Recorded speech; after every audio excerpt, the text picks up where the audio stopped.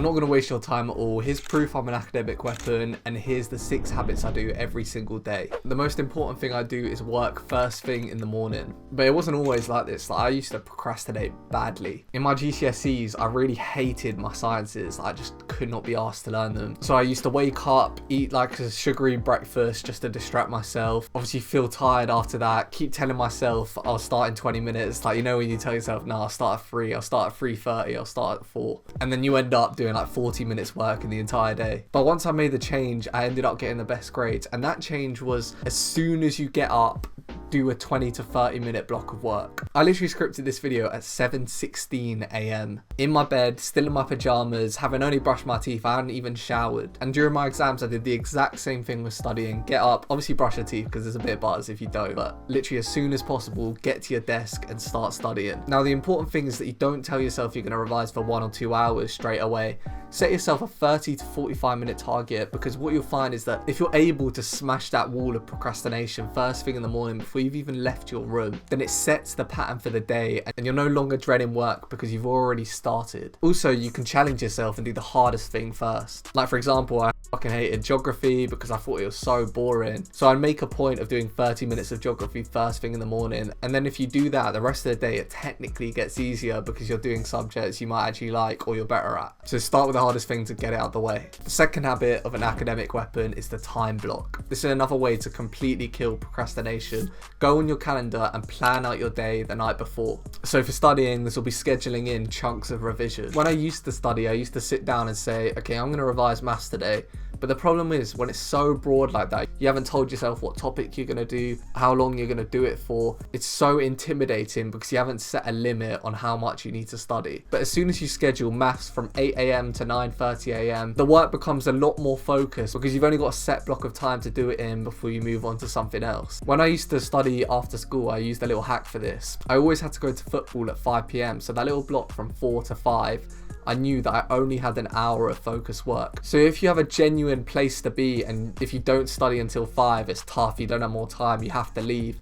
That is a way that you make sure you lock in for that period of time. It forces you to concentrate while you still have the chance, and you're not just going to end up scrolling. And that brings me on to the next habit, which is to study efficiently. Recently, I've had a bit of a hard time thinking about video ideas, so I went onto IG just to see what other like study creators are suggesting. And me, the schedules they're suggesting, these guys must want you to become depressed. Like this one, for example, people are trying to normalize working for 4 or 5 hours after school every day. Unless you're doing like bioengineering for a master's degree, this is just a complete waste of time. Every time an academic weapon sits down to study, they ask themselves, do I actually need to revise right now? And that might sound a little bit weird, but when you sit down to study, to have the proper motivation to lock in, you need to have a deadline coming up. So an essay deadline, an exam, a test, you need to have a proper reason why you're locking in. But if you don't and you're just sitting down to study because your favorite YouTuber told you that you need to bang out and go on a 12-hour productive study session,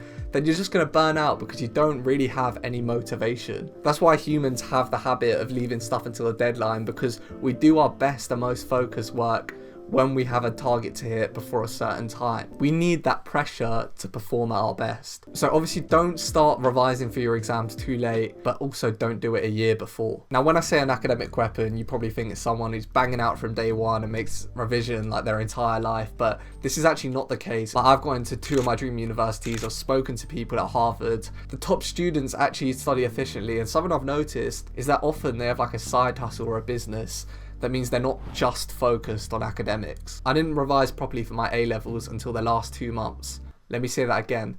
The most important exams of my life, I didn't revise until the last 2 months because I didn't need to. I still got the best grades. Those people that you see smashing out work from the first day of their course, it's just stupid. Instead, I spent the first 2 years of A-levels networking with literal celebrities, going to the gym, building YouTube channels, and I'm so glad I did that because at the end of the 2 years, I came out with the best grades and I'd done all that extra stuff, which obviously set me apart from other students. Because I realized early on the only thing that matters for your grade is the exam at the end. And you'll find that when you're more busy and you've got more things to concentrate concentrate on, then you're actually a lot more productive. So if I try to lock in from the first year, it's proven that 95% of students forget all that stuff anyway, so what is the point? Instead, you should spend that time enjoying your life or building up something else. Now, I remember I literally had English lessons where we were going over what we'd already been taught, and I was literally like planning sales pages and planning videos in the back of my book.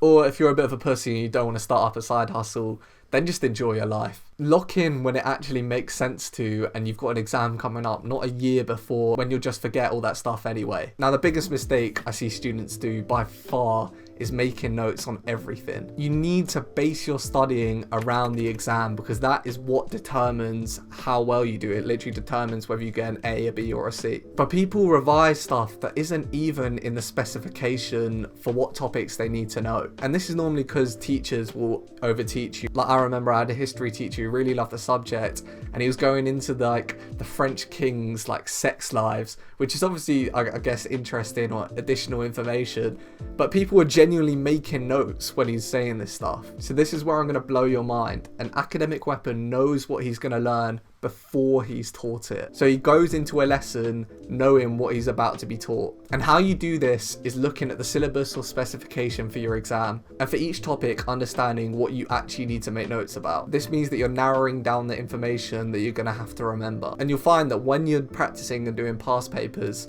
you'll know all the relevant information because you've taken notes on only the stuff that's in the exam. Because I promise you, there weren't any questions on Louis XIV's sex life in my A-level paper. Now, this is the habit that really sets me apart from other students. Whenever I revise, I get into a study-centric environment. And this is what no students seem to do. Studying at a library or a coffee shop genuinely gives you superpowers. Some people like studying in groups. I personally think that. Like, the last time I tried to revise in a group, it was genuinely 2 days before my exam, and within about 15 minutes we were playing FIFA. But group studying is still better than revising at home. But what I mean by study-centric environment is one in which you feel guilty if you don't work. So for some people, working in a group helps because you feel like your friends are keeping you accountable.